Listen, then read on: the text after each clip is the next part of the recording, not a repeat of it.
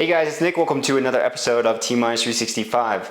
In this episode, we're going to talk about a cool new feature coming from Microsoft called API-driven provisioning, which allows you to automate user provisioning from a third-party source. This could be your HR platform, it could be a third-party database, it could also even just be a CSV file.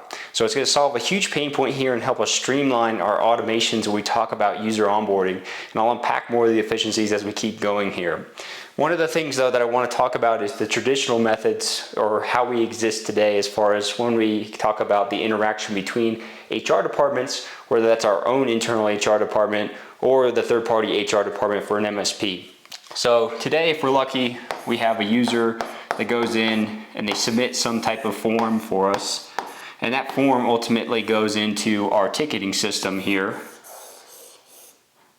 And again, I say that's if we're lucky, because in a lot of cases, many of these users are just sending us an email that says, hey, I have this user going to start on this date, and that typically though still goes into our ticketing system at the end of the day. So the main thing here is that we have this manual interaction or manual handoff between HR and IT. And this has traditionally just been the way we do things. And after we get this ticket, we go in and we perform or read an SOP, which details out all the steps that we have to do to create that user.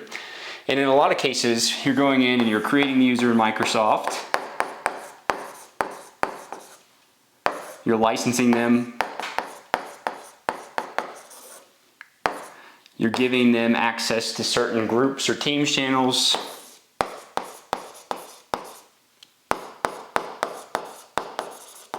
And then you're performing some type of handoff where you deliver the password to the user in some form or fashion.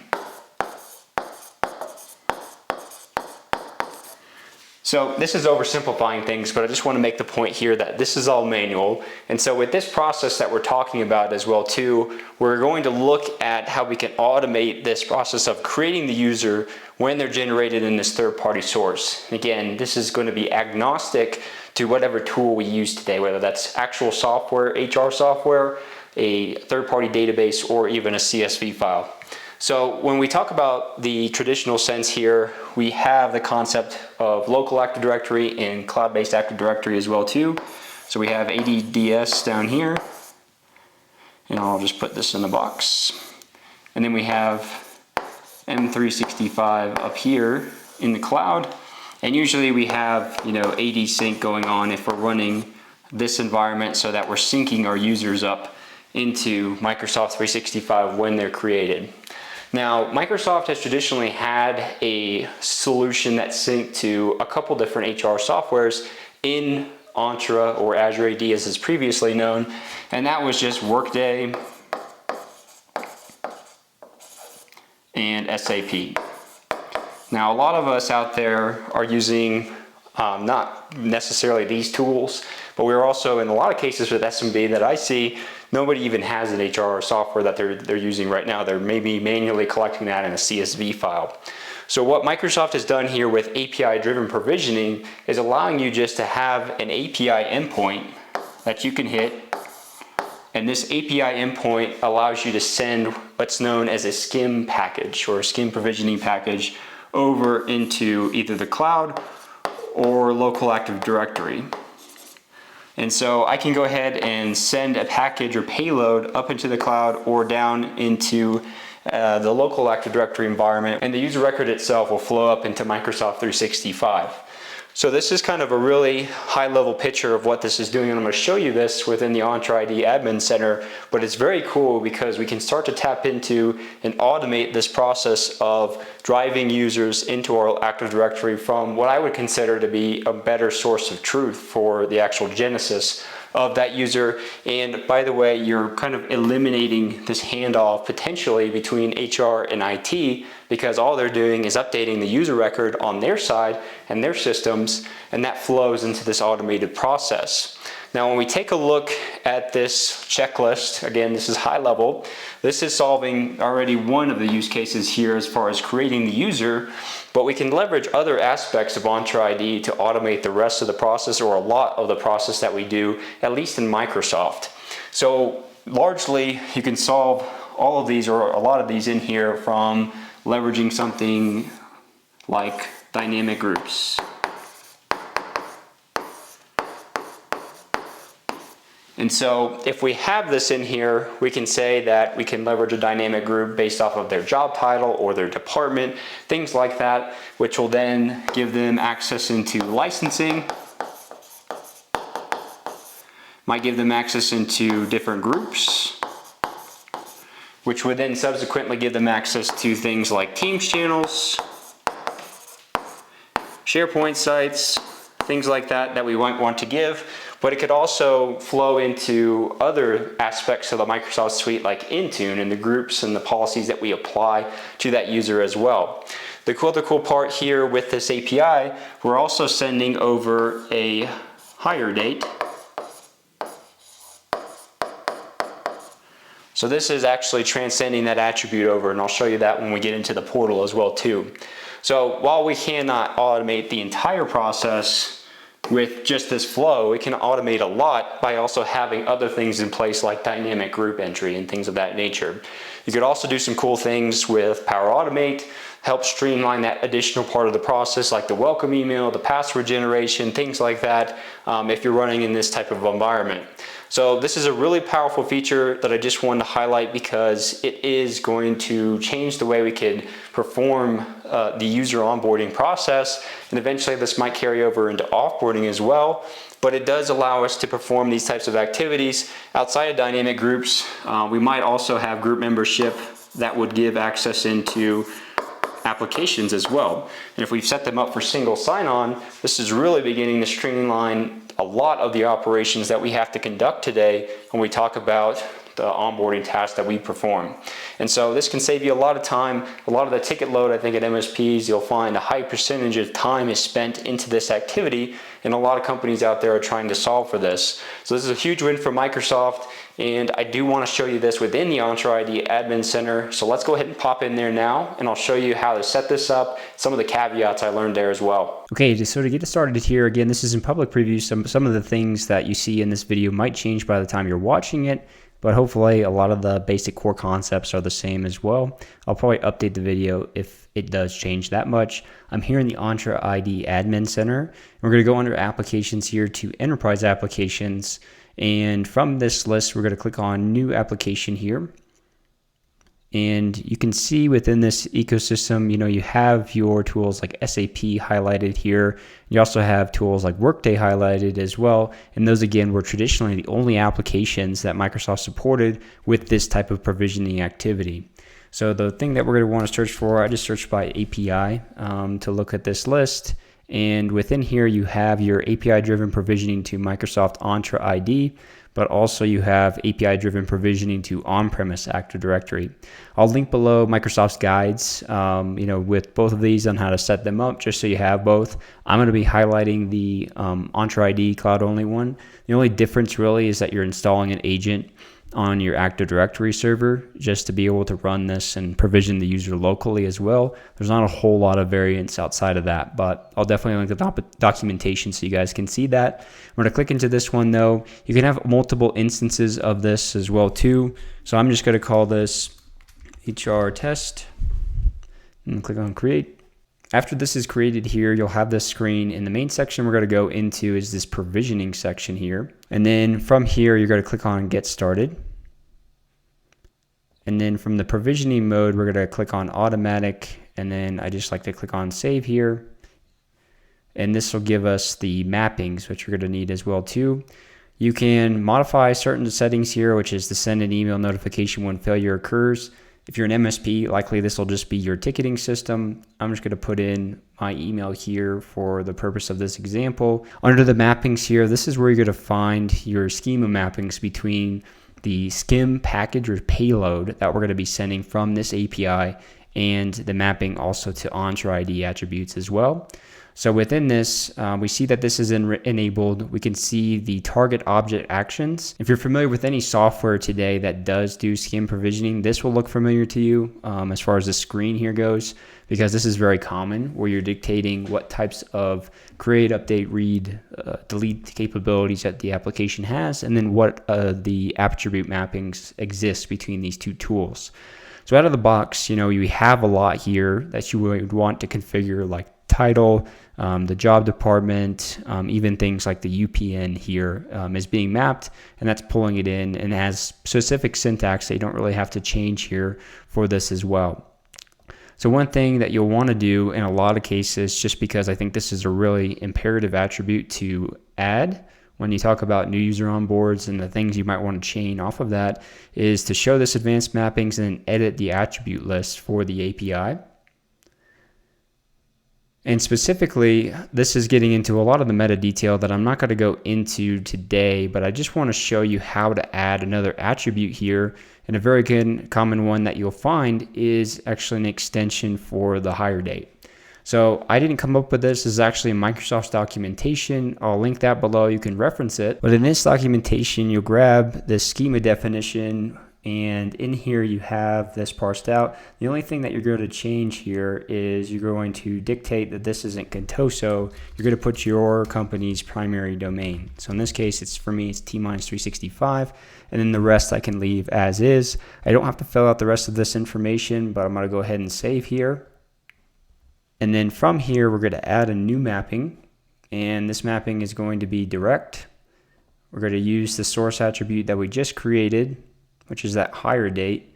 And then the target attribute is going to be on the Azure AD side or Onshore ID side is the employee hire date. So you can say that you want to match objects using this attribute. This setting is something I'll show you in a different attribute itself that you would want to do just for the sake of mapping existing users that you may be wanting to update. And then for the apply this mapping, you can dictate whether that's always, only during object creation, or only if the attribute contains multiple values. So for this particular one, I'd like to say always, just because, let's say for instance, you have a hire date and then that gets shifted maybe by a week or two, and that updates on the HR side. You want that to push over here and go ahead and update the mapping as well too. So I just have that here just for the sake of this example. But now you can see here I have this mapping as part of the schema definition that I've created for this. And be sure to also make sure you save this and not go off the page. You could also define the scope for this as well too, whether that's all records. You could scope based off of certain fields of the user. So you could say, I don't want to sync anybody from this department as a use case. Or if you're local Active Directory, you could say, I don't want anybody in this OU with these attributes. So it can get more granular if you wanted to do things that way. And one thing to note, just as I was mentioning that there, I exited out. So let me do this real quick one more time. We're going to do the hire date. We're going to say the target attribute is the employee hire date. We're going to always match and say OK. And then we're going to save up top here. So that's just one example of a custom attribute you could do. There's obviously other custom attributes you might want to create based off of your HR platform or the fields that you want to map up into Azure AD. But this is a pretty good inclusive list here. So I'm going to click out of the attribute mapping. And then from here, we're kind of ready to go. So I'll save this. And then from here, I'll exit out, and all you need to do is click on Start Provisioning here to just turn on the service. It's not actually doing anything, but it does give you some of this technical information, including your API endpoint. And I'll be showing you guys how to leverage this via the Graph Explorer, but this is where you can go ahead and start to tap into this and send a body of a payload as well too. And so all of this is coming from Microsoft's documentation. I didn't just figure this out manually running through it. But let's go ahead and talk about also how we go ahead and start to provision users as part of this service. We really need an identity to be tapping into that has some type of secure authentication. And to do that, in a lot of cases, there's really two major ways, one of which is with an app registration or a service principal that you're going to stand up as a separate part of this setup itself. And the other would be a managed identity, which I'm not going to cover. I'm going to be using a service principal or an app registration to be able to perform this, not only in this video, but the next one where I show you more of the automation with Power Automate as the back end. So I'm going to go into app registrations here, and I'm going to go ahead and create a new registration. And I'm just going to call this HR test. And this is going to be a single tenant application. I don't need a redirect URI because we're just using it to grab a token to authenticate at the end of the day. And so this creates what we'll need here, and I'll show you guys this in the next video completely, but we have an application ID, we have a directory ID, which is our tenant ID that we'll use. But the main thing here is we need to give this permissions in order to run the APIs for the SCIM service or the API-driven provisioning that we want to leverage. So there's two permissions really that you'll want for this, and they're both Microsoft Graph permissions, and they're both application permissions as well. So the first one of which you're just going to type in sync, and you're going to see this data synchronization data dash user, and this is the main one we need to be able to send the bulk payload of user data into our Active Directory environment in order for that to provision the user. And then the other one we're going to want here under graph and application permissions is the audit log. So the audit log allows us to see the results of this API being pushed, and that includes like success or failure, obviously, and then kind of the meta detail behind what was created. So want to see that as well. I can go ahead and grant consent. In order to do this, by the way, you do have to be a global admin or at least an application admin to be able to create the app registration, and then a global admin to be able to grant consent to the application in your tenant as well too. You may be able to get away with that, I think maybe with application administrator too, but typically I'm using a global admin to do this process. So after this is done, this is what you can then leverage. You would create a certificate or secret, and then you could go through the OAuth token flow to get an authentication token. And again, that sounds maybe a little bit scary or just a lot of detail, but I'll be unpacking that in the next video and showing you guys that directly, just so there's no confusion there. But what we're going to do now is I'll go back over to our API provisioning application that we created, and I have a couple of these in here now because I can name them the same thing, which is a poor practice as well. I think this is the one that we're going to use here. If I go into provisioning, yep. So if I go under here, I've got my API endpoint as well, and this is just API test. When I start provisioning, I'll have these provisioning logs that will come through, and we'll reference this here in a minute. But the main thing is that I do want to grab the API endpoint. I'm just going to copy this into a clipboard, and then I'm going to open up the Graph Explorer, which I'll link again below in this video. You'll see it in Microsoft's documentation as well too, but we want to open the Graph Explorer to start to manipulate and play around with the API. Okay, so just a quick note, this is the link I'll provide below, which kind of takes you through this test of manipulating or sending in the API, connecting to Graph Explorer, and then they have a sample payload down for you here, which I love because it gives me the JSON schema that we're going to need to be able to provision these users within the account. And we don't have to change too much in here, but I'm going to go through a couple of the caveats that I mentioned here. But as you can see, we have things like the username that it's creating, the metadata about the username, and then things like their location as well as title, whether they're active or not, the user type, and then also things like the department that they're in along with their manager as well. So let's pivot into the Graph Explorer so I can show you this as well. Now, following their documentation here, you'll want to sign in with your account here. Typically, you want to sign in with a global administrator. I am in my tenant, so I have the permissions needed. But if you didn't have those permissions, it would give you an error and you would have to click into the Modify Permissions tab in order to be able to run this particular request.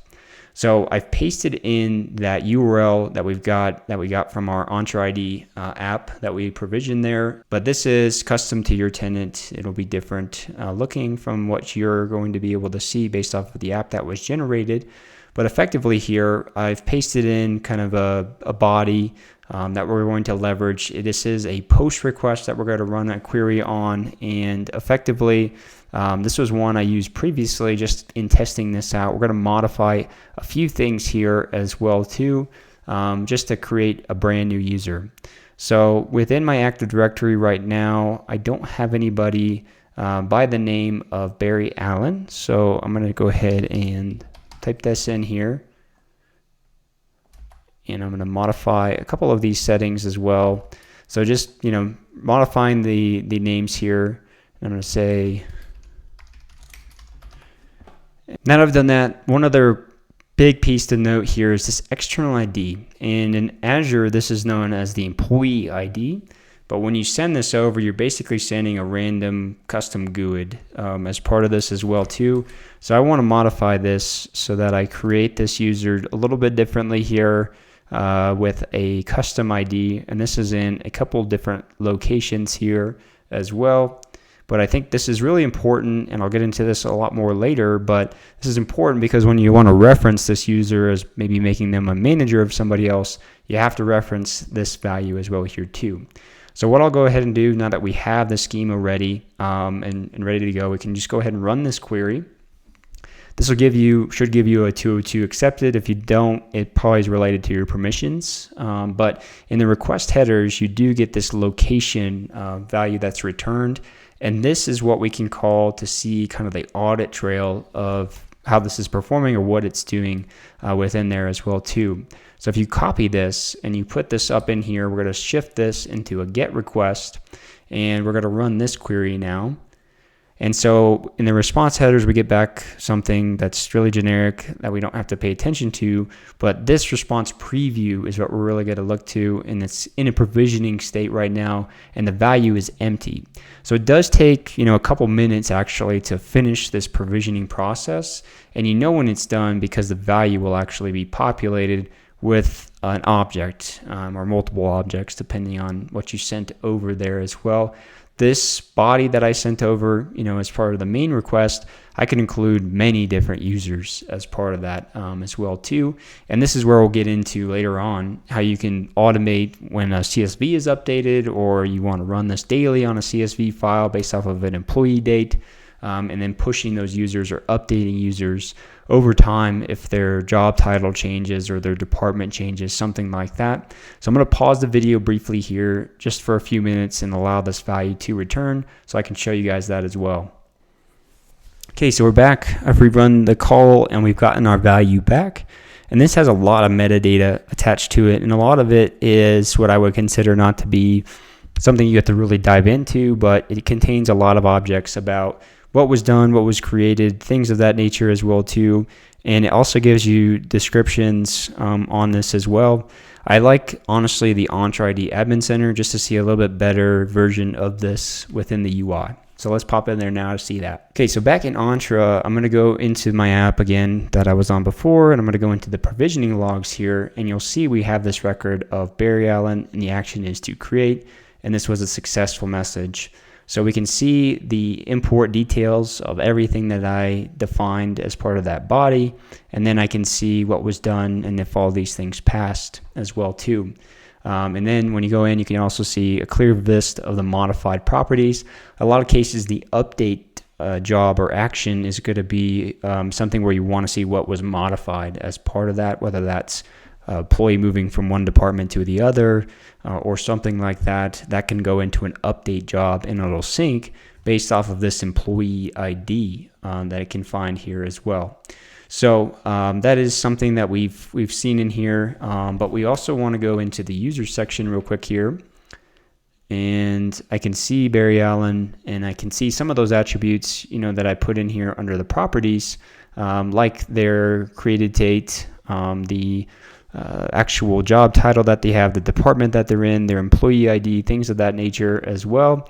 And then from there, I can, kind of manipulate things as I see fit as well.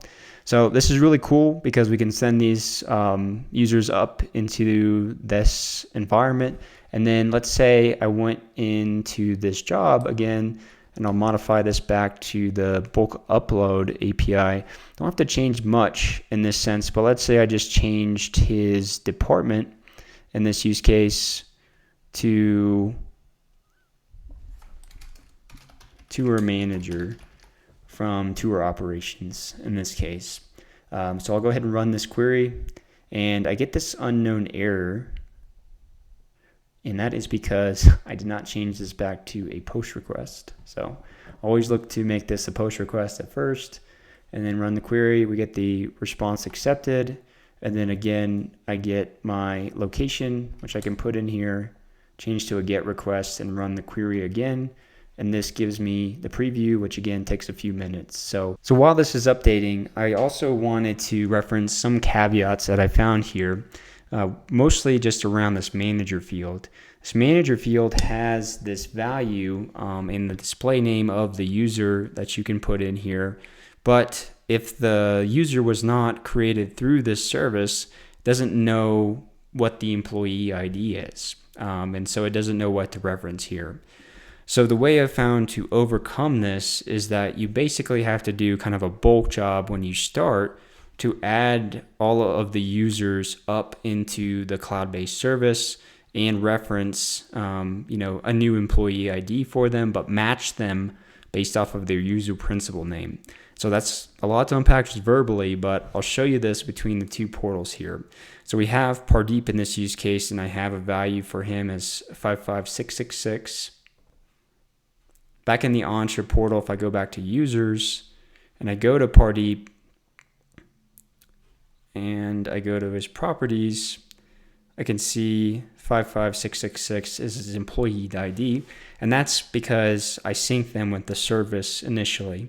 If you don't do this, it doesn't know who that user is because it can't reference the employee ID. I tried hard coding an employee ID here and then referencing that in the JSON file, and that still didn't work either because the actual SCIM service or the API service doesn't know what that attribute is.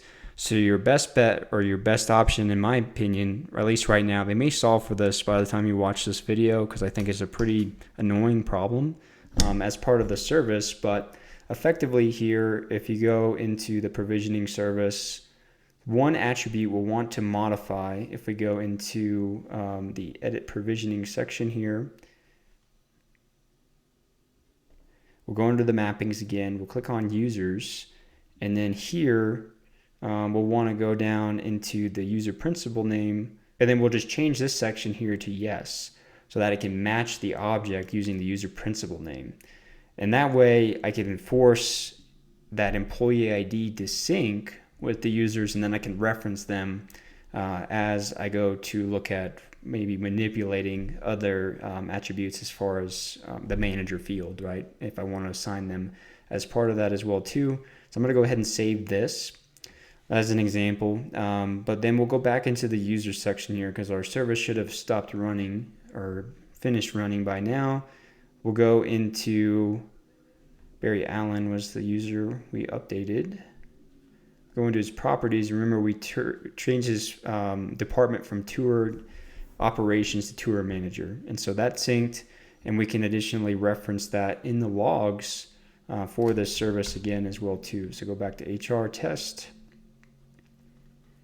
We go into provisioning, and then we go into our provisioning logs.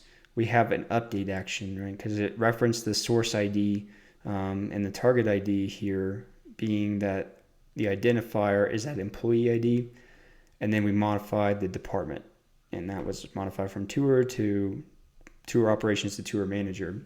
So notice I didn't have to uniquely say update this user as part of a field, just did that by referencing the employee ID.